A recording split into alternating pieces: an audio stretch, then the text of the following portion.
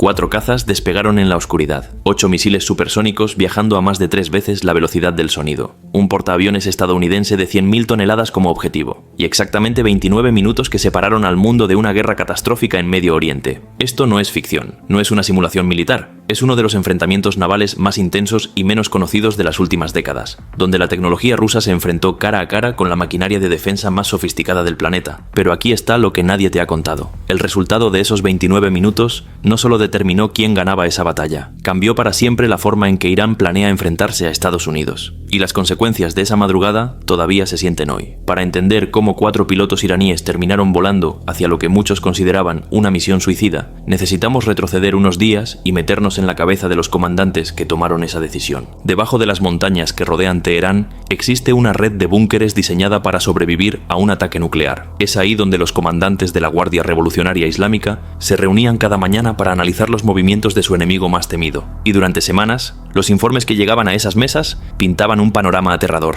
El USS Abraham Lincoln, uno de los portaaviones más poderosos jamás construidos, se aproximaba al Golfo Pérsico. Pero no venía solo. Fuentes de inteligencia iraníes reportaban que el USS Dwight D. Eisenhower también había entrado en la región, y había rumores, no confirmados pero persistentes, de que bombarderos estratégicos BE-52 habían sido desplegados en la base aérea de Al Udeid en Qatar. Para los generales iraníes, el patrón era inconfundible. Habían estudiado las invasiones estadounidenses de Irak y Afganistán. Conocían el manual de operaciones. Primero, la concentración de fuerzas. Después, el ataque. Cada día que pasaba, cada nuevo reporte de movimientos navales, cada señal interceptada, alimentaba una convicción que se transformaba en certeza. Estados Unidos estaba a punto de atacar. Ahora, es importante entender algo sobre la psicología del liderazgo militar iraní. Durante décadas, han operado bajo la sombra de una superpotencia que considera su régimen ilegítimo. Han visto cómo países vecinos fueron invadidos y sus gobiernos derrocados. Viven con la constante amenaza de ser los siguientes. Esa paranoia, justificada o no, moldea cada decisión estratégica. Y en aquellos días de tensión máxima, esa paranoia cristalizó en una pregunta que ningún comandante quería hacer, pero todos pensaban: ¿qué pasa si esperamos y nos equivocamos? Si Estados Unidos realmente planeaba atacar, esperar significaba perder.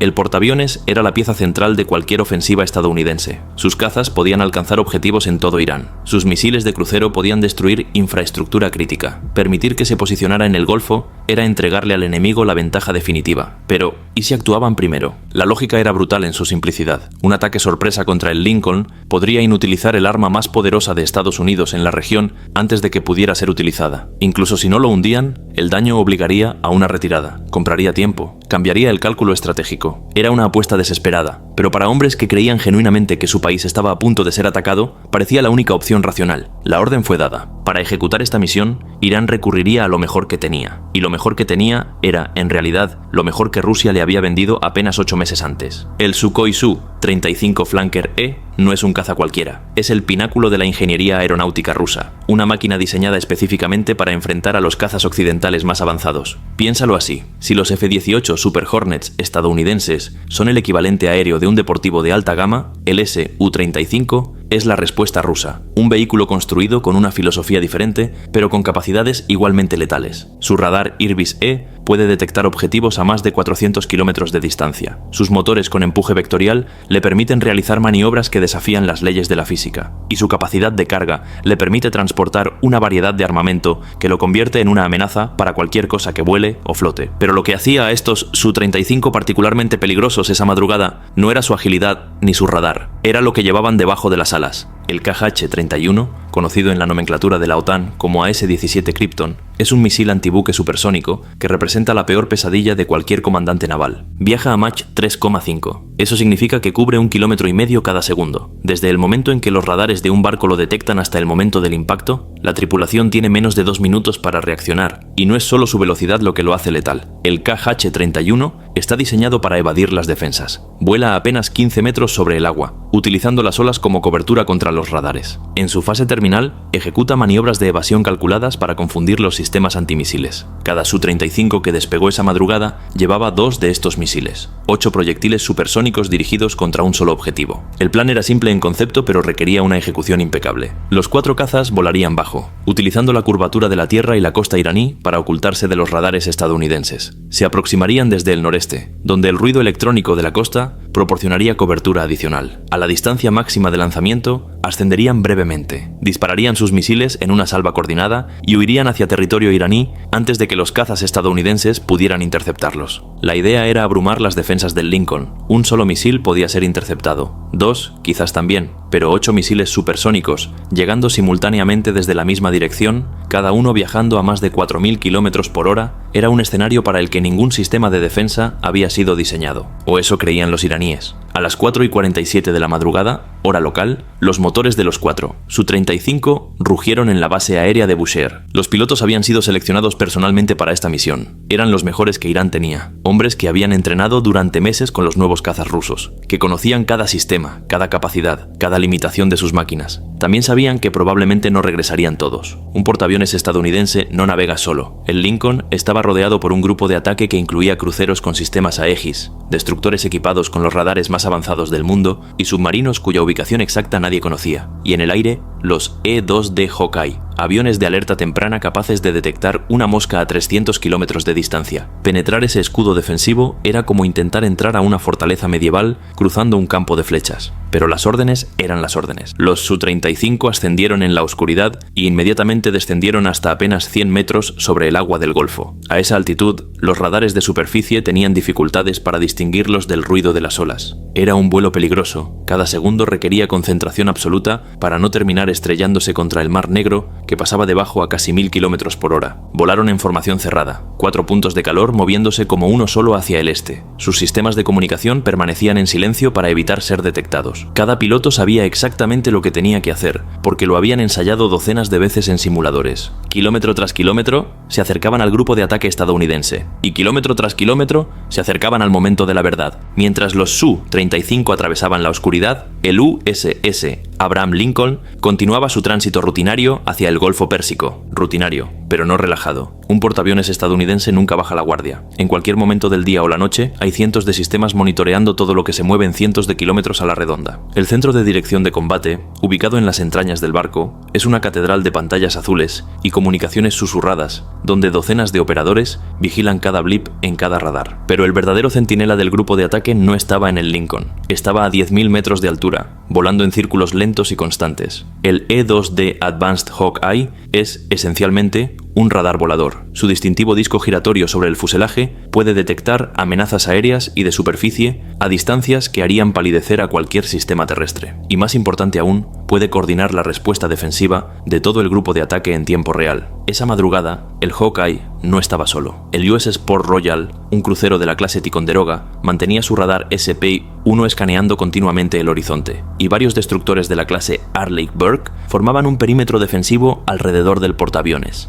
Era un sistema diseñado para que nada pasara desapercibido, y a las 5:13 de la madrugada no falló. Un operador de radar en el Port Royal notó algo extraño: contactos intermitentes en el límite de detección, apareciendo y desapareciendo como fantasmas electrónicos. Se movían rápido, muy rápido, y muy bajo sobre el agua. Podían ser gaviotas, podían ser anomalías del radar, pero el protocolo era claro: cualquier contacto sospechoso debía ser investigado. La información fue compartida instantáneamente a través del sistema de enlace de datos que conectaba todas las naves del grupo. El Hawkeye enfocó su poderoso radar en la dirección indicada. 4 contactos definidos, 112 kilómetros al noreste, velocidad de 1070 kilómetros por hora, altitud fluctuando entre 50 y 100 metros. No eran gaviotas. Lo que sucedió en los siguientes segundos definió si la tripulación del Abraham Lincoln viviría o moriría. A las 5:15, los 4 Su-35 ejecutaron la maniobra que habían ensayado tantas veces. Ascendieron bruscamente a 1000 metros de altura, exponiendo sus siluetas a los radares, pero ganando la altitud necesaria para el lanzamiento. Los sistemas de alerta del Port Royal registraron el cambio instantáneamente, y entonces el radar detectó algo que hizo que cada operador en el centro de dirección de combate sintiera que el tiempo se detenía. 8 nuevos contactos, pequeños, rápidos y dirigiéndose directamente hacia el Lincoln. ¡Vampiro! ¡Vampiro! ¡Vampiro! El código universal para misiles entrantes resonó en cada circuito de comunicación del grupo de ataque. En ese momento, Todo lo demás dejó de importar. La única prioridad era sobrevivir los próximos 90 segundos. Los KH-31 ya estaban en su perfil de ataque terminal. Habían descendido hasta apenas 15 metros sobre las olas, viajando a más de 3.500 km por hora. Sus buscadores de radar activo se habían fijado en el enorme retorno del portaaviones. Desde la perspectiva del Lincoln, 8 puntos de muerte se aproximaban a 1 milla cada 2 segundos. La respuesta fue automática, ensayada miles de veces, pero nunca ejecutada con adversarios reales. El Port Royal y el destructor USS Spruance comenzaron a disparar misiles SM-2 desde sus sistemas de lanzamiento vertical. 12 interceptores ascendieron hacia el cielo oscuro, sus motores dejando estelas de fuego, antes de inclinarse hacia los misiles entrantes. Simultáneamente, el Abraham Lincoln comenzó a maniobrar violentamente, 100.000 toneladas de acero girando a estribor con toda la potencia de sus 4 turbinas masivas. Los aviones en la cubierta de vuelo, encadenados para el tránsito, se sacudieron mientras el portaaviones dejaba una estela gigantesca en su desesperada maniobra evasiva. Los escoltas se posicionaron entre el portaaviones y los misiles. Cada nave sabía su papel, cada sistema de armas sabía su objetivo, y entonces comenzaron las intercepciones. Los primeros 3 KH-31 fueron destruidos a distancias de entre 30 y 40 kilómetros del Lincoln. Los misiles SM-2, guiados por los radares de control de fuego del grupo de ataque, encontraron sus blancos con precisión letal. 3 explosiones brillantes iluminaron el horizonte oriental, cada una marcando la destrucción de un proyectil supersónico valorado en millones de dólares, pero 5 misiles seguían aproximándose. El USS Spruance se interpuso directamente en la trayectoria de 2 de ellos. Era un sacrificio calculado, un destructor arriesgando su propia existencia para proteger al portaaviones. Los sistemas Phalanx del Spruance entraron en acción. Estos cañones Gatling de 20 milímetros pueden disparar 4.500 rondas por minuto, creando literalmente un muro de metal en el aire. Es la última línea de defensa, diseñada para destruir cualquier cosa que haya sobrevivido los interceptores de largo y medio alcance. El primer KH-31 voló directamente hacia la corriente de proyectiles. A esa velocidad ni siquiera tuvo tiempo de desviarse. El misil se desintegró en una nube de fragmentos a 3 kilómetros del destructor. El segundo ajustó su trayectoria, intentando evadir el fuego, pero un misil Rolling Airframe lo interceptó, detonando en una bola de fuego a menos de 5 kilómetros del Lincoln. Quedaban 3 misiles, menos de 10 segundos para el impacto. El Abraham Lincoln activó sus propias defensas. Misiles Rolling Airframe salieron disparados desde múltiples puntos del casco. Los sistemas Phalanx del portaaviones abrieron fuego, su característico zumbido rugiente llenando el aire, mientras miles de proyectiles formaban un último escudo de protección. 2 KH-31 más fueron destruidos en rápida sucesión. Las explosiones fueron tan cercanas que los fragmentos golpearon el agua alrededor del portaaviones como una lluvia de metralla. Un solo misil quedaba. El octavo KH-31 había sobrevivido cada capa de defensa. Estaba a menos de 2 kilómetros, viajando a casi 1 kilómetro por segundo, su buscador firmemente fijado en el costado de estribor del Lincoln. Y entonces, los sistemas de guerra electrónica del portaaviones jugaron su última carta. Nubes de chaff, tiras metálicas diseñadas para confundir los radares, fueron disparadas en todas direcciones. Señuelos electrónicos comenzaron a emitir firmas falsas. Por una fracción de segundo, el buscador del KH-31 perdió su objetivo en un mar de señales contradictorias. Cuando volvió a adquirir lo que creía que era el portaaviones, su trayectoria se había desviado 7 grados. 7 grados era todo lo que necesitaban. El misil pasó a menos de 8 metros del casco del Lincoln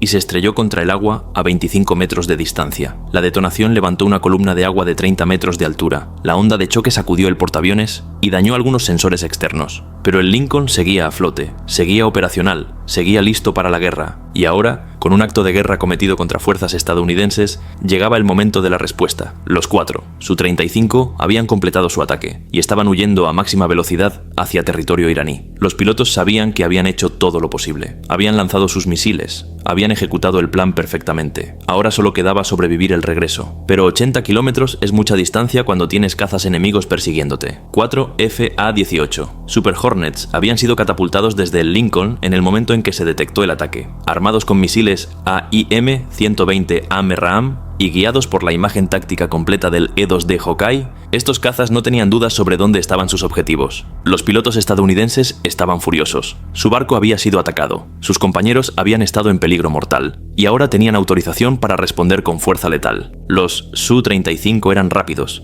pero habían quemado mucho combustible en el vuelo de aproximación a baja altitud. Estaban a 80 kilómetros de la costa iraní, y los Super Hornets se aproximaban por detrás a velocidad supersónica. Los pilotos iraníes hicieron todo lo que pudieron. Encendieron los posquemadores, consumiendo combustible a un ritmo alarmante. Desplegaron chaff y bengalas en un intento desesperado de confundir los misiles enemigos. Intentaron maniobrar, aunque a esas velocidades las opciones eran limitadas. No fue suficiente. A las 5:29, exactamente 29 minutos después de que los Su-35 despegaran de Bushehr, el líder de la formación estadounidense obtuvo un bloqueo de radar firme sobre el Su-35 que iba en la retaguardia. 2 misiles AIM-120D fueron disparados en rápida sucesión. Los AMRAAM aceleraron a Mach 4, superando incluso la velocidad de los KH-31 que habían atacado al Lincoln. Las contramedidas iraníes fueron inefectivas. En cuestión de segundos, ambos misiles impactaron. La explosión fue visible a 50 kilómetros de distancia. El Su-35 se desintegró en el aire, sus restos cayendo al Golfo Pérsico en una lluvia de metal ardiente. El piloto logró eyectarse,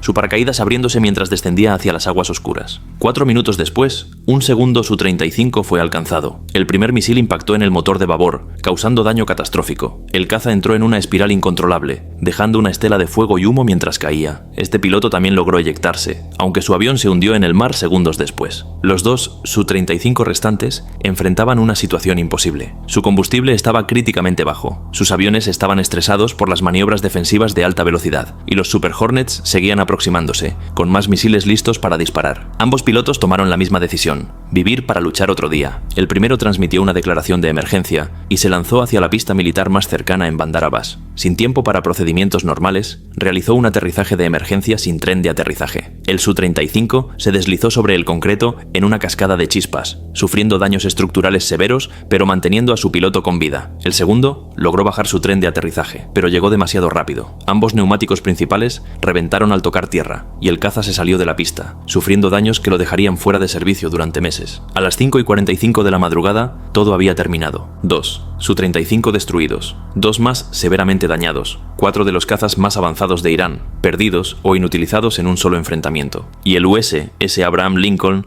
navegaba hacia el oeste, sin un solo rasguño significativo, completamente operacional y más peligroso que nunca. En Washington, el presidente estaba siendo informado sobre lo que la comunidad de inteligencia ya llamaba los 29 minutos más peligrosos de la historia reciente estadounidense. La respuesta militar fue inmediata pero calibrada. 2 grupos de ataque de portaaviones adicionales recibieron órdenes de desplegarse hacia la región. Fuentes no confirmadas reportaron que bombarderos B-2 Stealth estaban siendo posicionados en ubicaciones clasificadas. La maquinaria militar estadounidense se estaba preparando para una respuesta devastadora, pero en lugar de lanzar ataques de represalia inmediatos, la administración abrió un canal directo con Teherán a través de intermediarios suizos. El mensaje era simple y directo: este ataque no provocado no sería tolerado, pero la puerta a la desescalada permanecía abierta. En Teherán, el liderazgo iraní estaba experimentando un momento de terrible claridad. Su desesperado ataque preventivo había fracasado catastróficamente. 4 Su-35, cada uno valorado en decenas de millones de dólares, perdidos en minutos. 8 misiles antibuque de última generación,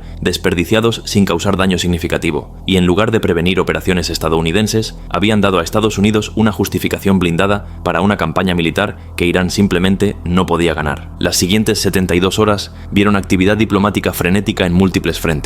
Rusia, que había vendido los Su-35 a Irán, intentó desesperadamente mediar un acuerdo. Moscú tenía interés en evitar que su cliente fuera destruido, pero también en evitar que sus armas fueran humilladas aún más públicamente. China, cuya economía dependía del petróleo que fluía a través del estrecho de Hormuz, aplicó presión sobre ambas partes. Una guerra en la región dispararía los precios del crudo y desestabilizaría mercados globales que Pekín no podía permitirse ignorar. Los aliados europeos instaron a la moderación mientras reconocían el derecho de Estados Unidos a la autodefensa. Era un equilibrio delicado: apoyar a Washington sin parecer que alentaban una escalada. Finalmente, una salida fue negociada. Irán emitió una declaración afirmando que el ataque había sido un lamentable error de cálculo por parte de comandantes regionales, actuando sin autorización apropiada. Era una ficción transparente, pero proporcionaba la excusa necesaria para retroceder. Estados Unidos exigió y recibió compensaciones por el intento de ataque, junto con compromisos sin precedentes sobre las actividades militares iraníes cerca de las rutas de navegación internacionales. La crisis inmediata había pasado, pero sus consecuencias resonarían durante años. Para las Fuerzas Armadas iraníes, la lección fue brutalmente clara. Los ataques convencionales contra la supremacía naval estadounidense no funcionan. 8 misiles supersónicos de última generación, lanzados en condiciones óptimas por los mejores pilotos disponibles, no habían logrado dañar significativamente un solo portaaviones. Las defensas multicapa del grupo de ataque habían funcionado exactamente como estaban diseñadas. Esta realización aceleró un cambio fundamental en la estrategia militar iraní. En lugar de intentar enfrentar a Estados Unidos de forma directa, Irán comenzó a invertir masivamente en capacidades asimétricas, enjambres de drones baratos que podrían abrumar las defensas por puro número, armas cibernéticas capaces de atacar infraestructura crítica sin disparar un solo misil, fuerzas proxy en toda la región que podrían hostigar intereses estadounidenses sin provocar una respuesta militar directa. Para Estados Unidos, el incidente validó décadas de inversión en sistemas de defensa naval. Los misiles SM-2, los sistemas Phalanx, los interceptores Rolling Airframe, las medidas de guerra electrónica, cada componente había funcionado bajo presión real de combate. Era la primera vez que muchos de estos sistemas eran probados contra amenazas genuinas de nivel estatal, y habían pasado la prueba. Pero también reveló vulnerabilidades que los planificadores militares tomaron muy en serio. Si en lugar de 8 misiles hubieran sido 16 o 32, ¿habrían sido suficientes las defensas? La proliferación de misiles antibuque, cada vez más sofisticados, significaba que la próxima vez podría ser diferente. Para otros países, observando desde la distancia, particularmente China, las implicaciones eran profundas. Pekín había estado desarrollando sus propios misiles antibuque, diseñados específicamente para hundir portaaviones estadounidenses. El fracaso iraní les mostró exactamente qué tan difícil sería esa tarea, pero también qué tácticas podrían funcionar mejor. Para los marineros que ocuparon sus puestos de combate esa madrugada, para los pilotos que interceptaron los Su-35 en retirada, y para los aviadores iraníes que sobrevivieron su misión fallida, aquellos 29 minutos permanecerían grabados en su memoria para siempre. Los 2 pilotos iraníes que se eyectaron sobre el Golfo Pérsico fueron rescatados por embarcaciones iraníes varias horas después. Según reportes, ambos fueron tratados como héroes a pesar del fracaso de la misión, su supervivencia vista como un milagro menor. Los pilotos que lograron aterrizar de emergencia enfrentaron un futuro más complicado. Sus aviones, los cazas más avanzados del arsenal iraní, requerirían meses de reparaciones bajo sanciones internacionales que hacían casi imposible obtener repuestos. Algunos analistas dudaban que alguna vez volvieran a volar. En el Lincoln, la vida volvió a la normalidad sorprendentemente rápido. Hay algo en el entrenamiento militar que permite a las personas procesar eventos traumáticos y seguir adelante. Para la mañana siguiente, el portaaviones estaba realizando operaciones aéreas como si nada hubiera pasado, pero nadie que estuvo ahí olvidaría el sonido del sistema Phalanx disparando, o la sacudida cuando el último misil detonó tan cerca del casco, o la adrenalina de saber que 8 proyectiles supersónicos se aproximaban y que solo tenían segundos para detenerlos. El estrecho de Hormuz sigue siendo uno de los puntos más peligrosos del planeta. Por sus aguas pasa aproximadamente 1/3 del petróleo transportado por mar en el mundo. Es una arteria vital de la economía global y es controlada en su punto más estrecho por un país que considera a la superpotencia más grande del mundo como su enemigo mortal. Cada día, barcos de guerra estadounidenses e iraníes se observan mutuamente a través de ese estrecho canal. Cada semana hay incidentes menores, drones que vuelan demasiado cerca, lanchas rápidas que se aproximan a distancias incómodas, comunicaciones hostiles por radio. Y siempre está la posibilidad de que uno de esos incidentes escale. Lo que hace único aquel enfrentamiento de 29 minutos no es solo lo que sucedió, sino lo que no sucedió. No murió ningún estadounidense. El portaaviones no fue dañado. La respuesta militar fue contenida. La diplomacia prevaleció. Pero fácilmente podría haber sido diferente. Si uno de esos misiles hubiera impactado el Lincoln, cientos de vidas podrían haberse perdido. La presión política para una respuesta devastadora habría sido irresistible. Irán habría enfrentado ataques que habrían destruido gran parte de su infraestructura militar, y una guerra regional con consecuencias incalculables podría haber estallado. Todo eso fue evitado por márgenes medidos en metros y segundos. Esa es la realidad de la geopolítica moderna en el Golfo Pérsico. Tensiones permanentes, capacidades destructivas masivas y márgenes de error tan pequeños que cualquier malentendido, cualquier error de cálculo, cualquier comandante actuando por miedo en lugar de razón, puede desatar consecuencias que nadie puede controlar.